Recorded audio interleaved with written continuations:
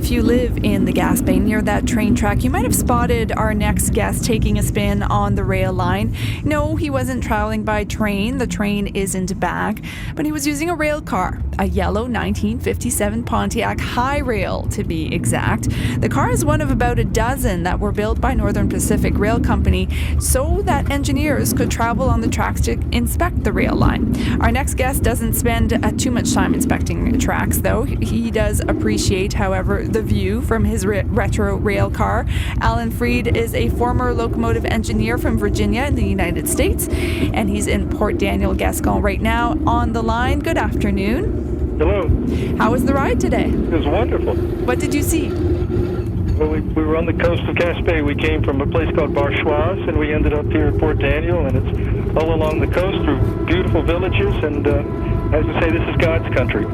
That rail line in Barachois actually runs right along the Barachois, splitting the bay from the soft water, basically. That's one of the most beautiful parts of that rail line, in my opinion. It is, and it goes around a wonderful little area called Pointe de Banque, and then over and around through the woods and down up into Percé, over some high bridges, and it's just spectacular. Who are you with?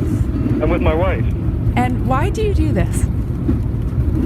Well, I mean, I had the option to buy this car from an acquaintance that was in a salvage yard. It was going to be destroyed, and one thing led to another, and friends spent a year and a half restoring it, and once it was restored, I thought, I need to ride it, so that's what I did.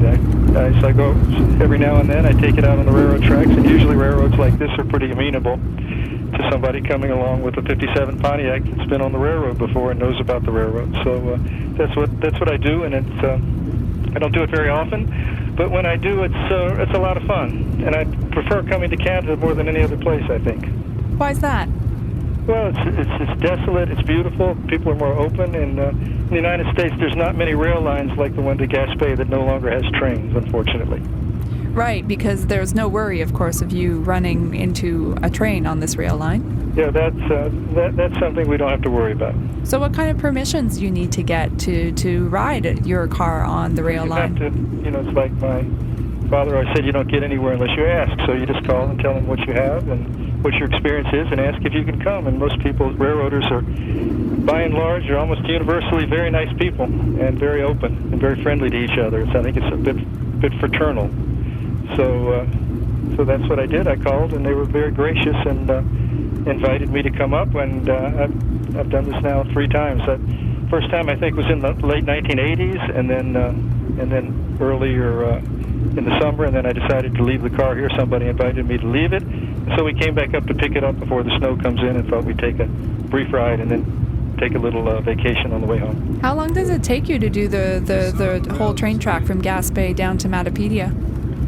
Well, I didn't do it straight, but from Barachois, which is just south of Gaspe, to here probably took 6 hours. We usually average about 10 or 15 miles an hour because we stop a lot, and people are constantly waving or want us to stop and talk. It's quite a sight. Thing for a sleepy town to see a 57 yellow Pontiac driving down the railroad tracks.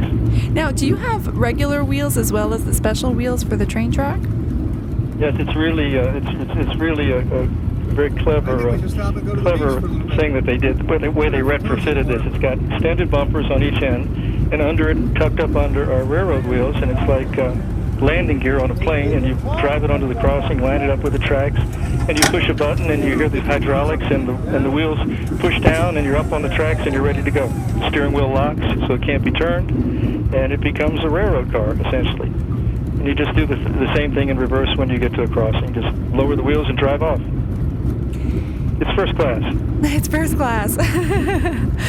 Now, this train track in the Gaspe, really, as you say, is quite beautiful. What is it that keeps bringing you back to that one? Because I understand you haven't only driven on it, but you've also taken the train on it a few times as well. Yeah, we've come up for Christmas for vacation, and it's beautiful, the snow and all the Christmas lights, and there's no tourists, and it's just a lot of fun. Plus, I had a business that I owned in Chester, Nova Scotia, near Halifax, so I've come up to Canada a lot. So we really enjoy coming up, and we enjoy the train, and I miss it because my father was a railroader, and as a child I traveled all over the country, on Pullmans with my family and relatives, and so you can't do that like you used to be able to. It's changed immensely. But I will say this: that the train to Gaspe was, when it was running, was one of I think the premier train rides in North America, and I really, really hope that they reconsider the situation here and bring this train back, because it would be a real tragedy if this was lost. Such a part of the community for so many years. I mean, the thing about the railroad tracks are that, whereas the highways are built in the 50s, 60s usually, and they're nowhere near anything, and they're very commercial, the railroad tracks were built in the 1880s or 1890s. And it just gives you a whole different perspective of the area. If you want to see the history of someplace, I think the railroad offers you a wonderful chance to do that. So I think I'm very lucky to have this car and to be able to use it on occasion. You mentioned that when you call up railroads and say, hey, I'd like to do this, you talk about your experience. What experience have you had on train tracks? You said your dad was a railroader, but what about you? Well, I was in college. I was a brakeman, worked at a place called Potomac Yard outside of Washington, D.C., and then after college I had a chance to do it as a locomotive fireman, and then I was promoted to engineer at a very young age at 23.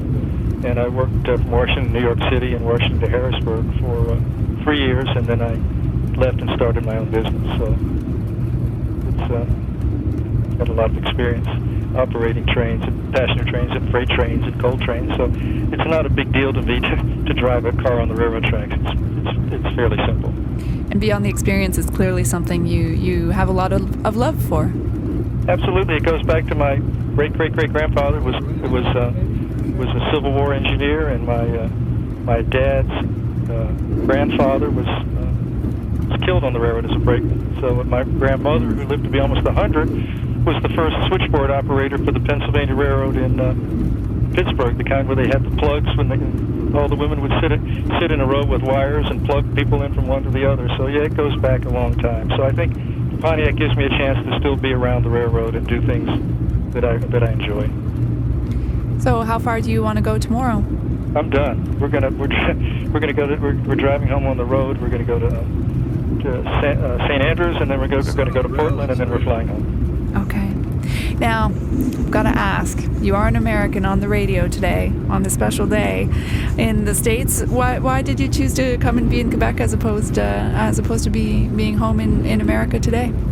Well, I've already voted. My wife has voted, and I'm a bit anxious about the election, and I'm looking forward to getting back and calling friends in it. But I do seminars on Capitol Hill and for the military, so I'm fairly involved with politics in a nonpartisan way. So obviously I'm very curious to go back and see what's happening.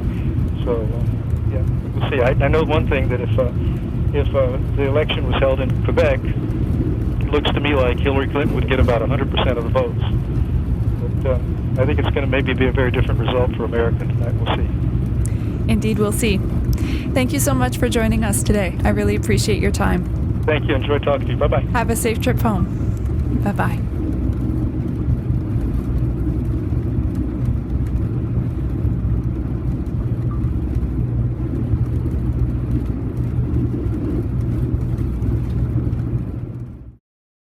I was on my front deck, my wife and I and friend on Barachois, and we were seeing this yellow car go across the bridge.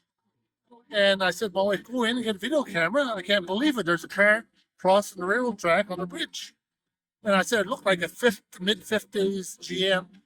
I thought it was a Chevy, but it was a... Anyway, I said, I'm going up to Gaspe. He's probably going to the car show. Well, I came up here. You weren't coming to the car show. You come to that gas. You found out about the car show. You came down here. So I just came up here to take some pictures off. I couldn't believe it. Oh, and you're driving along just like this was a normal thing to do.